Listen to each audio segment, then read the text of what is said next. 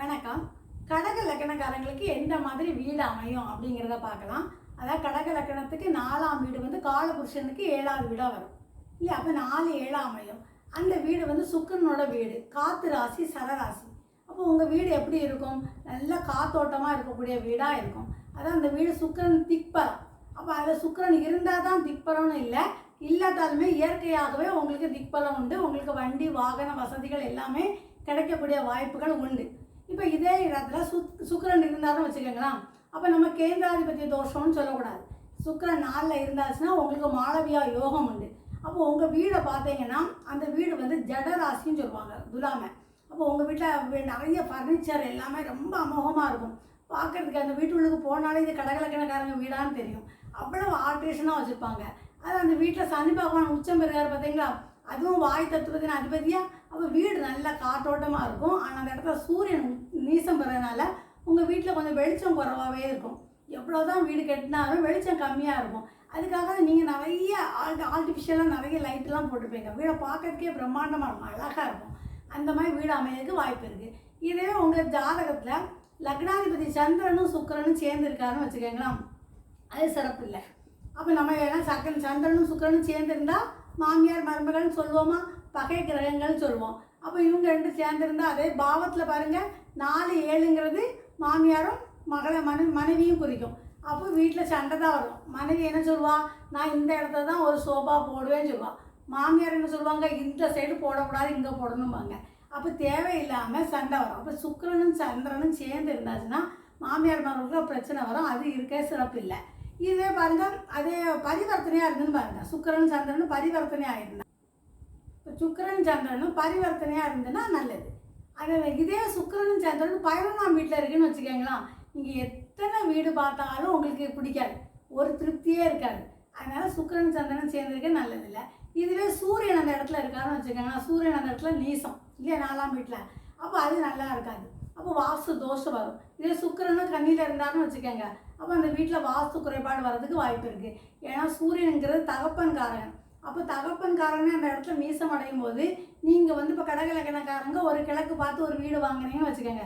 ஏன்னா சூரியனும் கிழக்க குறிக்கும், சுக்கிரனும் கிழக்க குறிக்கும். நீங்கள் கிழக்கு பார்த்து ஒரு வீடு வாங்கியிருப்பீங்க, அது 9ஆம் அதிபதியும் குரு வீடு இல்லையா, அதுக்கு 9ஆம் வீட்டுக்கு நம்ம இது 8வது வீடாக வரும். அப்போ தந்தையோட ஆயுளில் நமக்கு கொஞ்சம் பார்க்கணும். அதனால் நீங்கள் வந்து கடகலக்கணம் மேக்ஸிமம் எல்லோரும் என்ன நினைப்பாங்க, கிழக்கு வடக்கு தான் நம்ம வீடு வாங்கணும் அப்படின்னு நினைப்பாங்க. அது நம்ம கிரகங்கள் 4ஆம் வீடு எப்படி இருக்குன்னு பார்க்கணும், 4ஆம் அதிபதி எங்கே இருக்காருன்னு பார்த்துக்கணும். பார்த்து தான் நம்ம கிழக்கு வாங்கணுமா வடக்கு வாங்கணுமான்னு பார்க்கணும். நிறைய பேர் அதான் அந்த 2 வாங்கினா தான் வளர்ச்சி அப்படின்னு நினைப்பாங்க. அப்போ இதில் சூரியன் நீசமாக இருக்கும்போது நம்ம தந்தைக்கு ஒரு கண்டத்தை ஏற்படுத்தி கொடுக்கும். அதனால் சூரியன் நீசமாக, சப்போஸ் அது கூட சுக்கிரன் இருந்தாலும் வச்சுக்கோங்களா நல்ல அமைப்பு. அப்போ நீசபங்க ராஜயோகமாக ஆயிடுவார். அப்போ உங்களுக்கு அந்த மாதிரி கிழக்கு தசை நல்ல அமைப்பாக இருக்கிறதுக்கு வாய்ப்பு இருக்குது. அதனால் உங்கள் ஜாதகம் சூரியன் நல்ல அமைப்பில் இருந்தாருன்னா நல்லா ஓகேவாக இருக்கும். இதே புதன் உங்களுக்கு 4ஆம் வீட்டில் இருக்காருன்னு வச்சுக்கோங்களேன், 3ஆம் அதிபதி 4ல் இருக்கும்போது உங்களுக்கு மாமனார் சொத்து கிடைக்கக்கூடிய வாய்ப்பு இருக்குது. கார்னர்லேயே ஒரு வீடு கிடைக்கக்கூடிய வாய்ப்பு இருக்குது, அதுவும் நல்லது. சுக்கிரனும் புதனும் பரிவர்த்தனையாக இருந்தாலும் நல்லது, சேர்ந்து இருந்தாலும் நல்லது. இதுவே செவ்வாய் அந்த 4ஆம் இடத்துல இருந்தால் சிறப்பு இல்லை. ஏன்னா 5ஆம் அதிபதி 4ல் இருக்கக்கூடாது, ஏன்னா அதுக்கு 12ஆம் வீடு ஆயிரும் பார்த்தீங்களா. இதுவே இந்த செவ்வாய் 10ஆம் வீட்டில் திக்பலம் அடைஞ்சு 4ஆம் வீட்டை பார்த்தாலும் வச்சுக்கோங்களா, அது ரொம்ப நல்லாயிருக்கும். அது வீடு அமைப்போட நல்ல சூப்பராக இருக்கும். இதுவே உங்களுக்கு கூட ஜாதகத்தில் குருவும் தனியாக இருக்கக்கூடாது. குரு 9ஆம் அதிபதி இந்த 8ஆம் வீட்டில், 9க்கு நேரம் 8ஆம் வீடு, அதில் இருந்தாலும் தந்தைக்கு ஆகாது. அப்போ குரு தனியாக இருந்தாலும் நம்ம அந்த வேலை சிறப்பு இருக்காது. அப்போ குரு கூட செவ்வாய் இருந்தாருன்னு வச்சுக்கோங்களேன், அப்போ அவங்க சொல்லுவாங்க குழந்தை பிறந்து ஒரு 7 வருஷம் கழிஞ்சு உங்களுக்கு வீடு கிடைக்கிறதுக்கு பாக்கியம் இருக்குது. இதுவே செவ்வாயை பார்த்துக்கோங்க, 5ஆம் அதிபதி 6ஆம் வீட்டில் இருந்தாலும் உங்களுக்கு சொத்து அமையும். அது எப்படி மேடம், அதாவது 6ஆம் வீட்டில் பூராட நட்சத்திரத்தில் இருந்தாச்சுன்னா உங்களுக்கு பூர்வீக சொத்து இருக்கும். அந்த பூர்வீக சொத்து கொஞ்சம் பிரச்சனையாக இருக்கும், ஆனால் அந்த பிரச்சனையிலேருந்து நீங்கள் மீண்டும் அந்த இடத்துல எடுத்துடலாம். அதுவும் உங்களுக்கு நல்ல ஒரு அமைப்பு தான். இதே இந்த இடத்துல சனி பகவான் உச்சம் அடைகிறாருங்க, அதாவது 4ஆம் வீட்டில் சனி பகவான் உச்சம் அடைந்தால் சச யோகம்னு சொல்லுவாங்க.